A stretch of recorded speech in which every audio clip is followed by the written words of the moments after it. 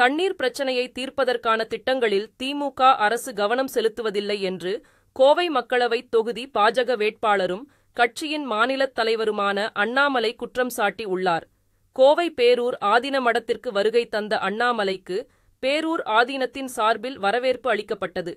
பின்னர் செய்தியாளர்களிடம் பேசிய அவர், கோவையில் கடந்து 3 நாட்களுக்கும் மேலாக தண்ணீர் பிரச்சனை நிலவுவதாக தெரிவித்தார்.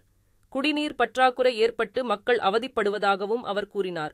சிறுவாணி, பில்லூர் அணைகளிலிருந்து தண்ணீரை பயன்படுத்த தமிழக அரசு நடவடிக்கை எடுக்க வேண்டுமென அவர் வலியுறுத்தினார். குடிநீர் கிடைக்கும் வகையில் உருவாக்கப்பட்ட ஜல் சக்தி திட்டம் தமிழகத்தில் முழுமையாக முடக்கப்பட்டதுடன் முறைகேடும் நடைபெறுவதாக குற்றஞ்சாட்டிய அண்ணாமலை, மத்திய அரசு வழங்கும் நிதி வீணடிக்கப்படுவதாகவும் விமர்சித்தார்.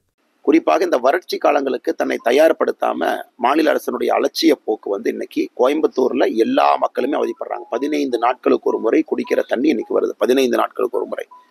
பக்கத்தில் இருக்கக்கூடிய கம்யூனிஸ்ட் அரசு அந்த சிறுவாணி தண்ணீர் வரக்கூடிய அவங்களுடைய பகுதியில் கேரளாவிலிருந்து உற்பத்தியாகி வருது.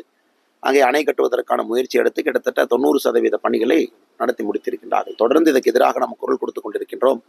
ஆனால் மாநில அரசு மௌனம் காக்குது. ஏன்னா இந்தி கூட்டணியில் இருக்கிறாங்க, அதை எதிர்த்து பேசுவதற்கு இவர்கள் தயாராக இல்லை.